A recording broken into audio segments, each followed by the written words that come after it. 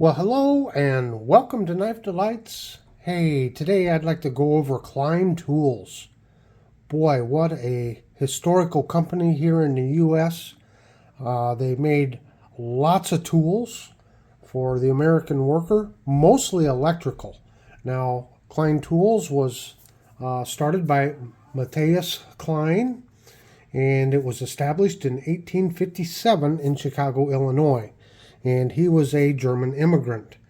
And like I said, they kind of first got started out making lineman's pliers, but their catalog has turned into a lot of different working tools, and of course amongst them one of man's basic tools, the knife. Now I just recently did some refurbishing on a couple of knives. This is a standard TL29 style electrician's knife. I just cleaned this up recently. You can check the video out on that. And this was a gift from John at JO Ventures. And I just think it cleaned up very nice. So this is the TL29 style knife. And of course the TL29 is an old Army Signal Corps pattern knife that came out somewhere around World War I time era, 1918, 19, somewhere in there. Also then, I just did the cleanup video on this one. And this is an electrician's knife also, but it's got the half-hawk blade. And instead of a screwdriver blade, it's got this secondary wire splitting blade, which is just fascinating. Now, I continue to look for this online to see if I can find out more about it. I cannot find anything more about this knife. But just what a wonderful knife. Of course, it's got the liner lock on it also. And it locks this splitting blade where the screwdriver blade typically is. Well, actually, if you look at these, the screwdriver blade is on the right and the main blade on the left. And on this one, your main blade is on the right and then the stripping blade there on the left. Liner locks. Now here's another one that I picked up, another Klein Tools. And this is, well, sheep's foot, lamb's foot, ram's foot. Actually, no. You know what? That actually looks like a coping blade, as squared off as that is. So I originally thought maybe it was just a small rope knife, but I'm not sure. Maybe it was meant to be used for scoring. You know, doing your draw pulls and scoring. But I am not quite sure. But just another fine specimen from Klein. And then this is your full hawkbill knife, and we tend to call them pruning knives. But Klein refers to it as a splitting knife, so it's used for splitting wires, going down and splitting through the wires, and it is a liner lock. These two knives I haven't really cleaned up; they're just kind of as is.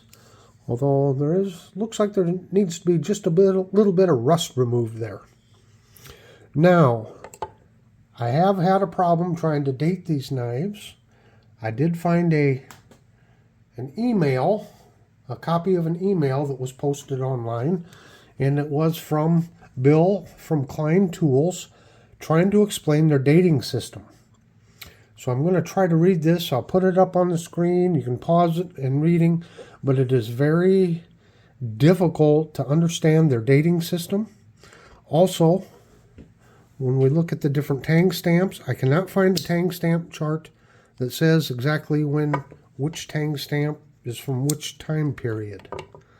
So, we look at this one here. It says Klein Tools, Chicago, USA, and it's got the letter V above it. There's another one, Klein Tools with a Y.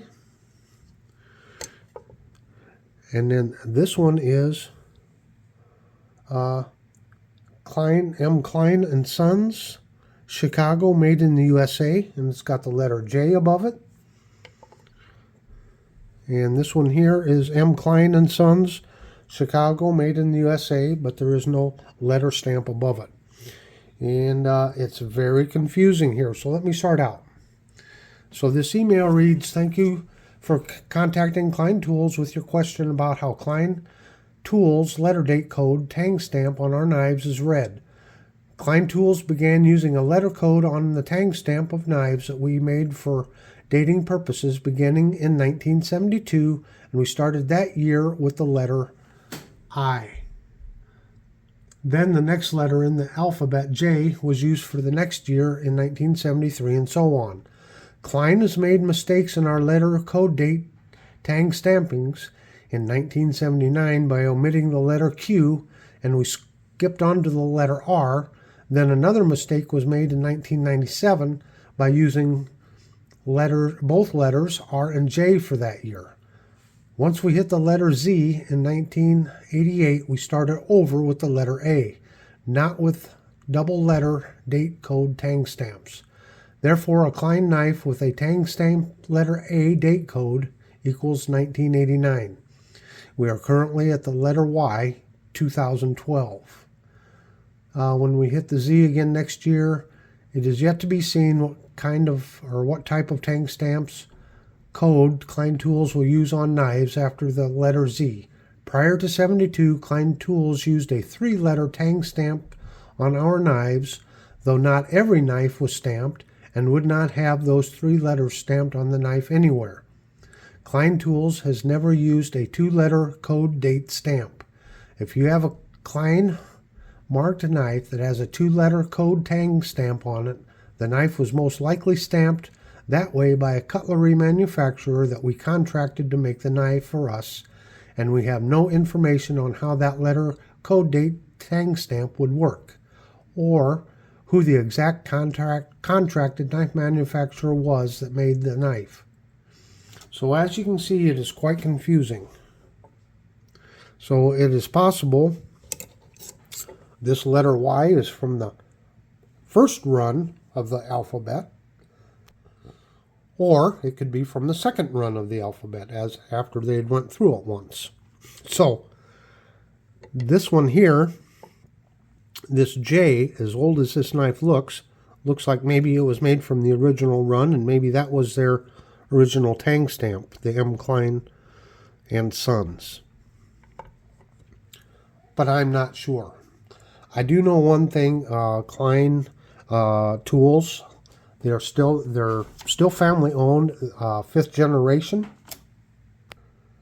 and they do say on their website that they're proud to have their products manufactured in the United States. I'm not for sure, but I believe they have some of their own manufacturing plants to manufacture their own tools. But it does look like these knives here were contracted out. In doing some reading, some people thought maybe it was Camillus that made them, but it is just hard to say. I don't know, what knife contractor actually made these knives. But I just wanted to point out, in this day and age, we're always looking for American-made products. Klein was always known for high quality. These were inexpensive knives.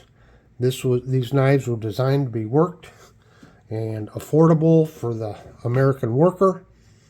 So just kind of a tribute not only to their cutlery, but for their commitment to manufacturing tools here in the United States. Well, I hope you've enjoyed this video, and I just wish you to have a very delightful day.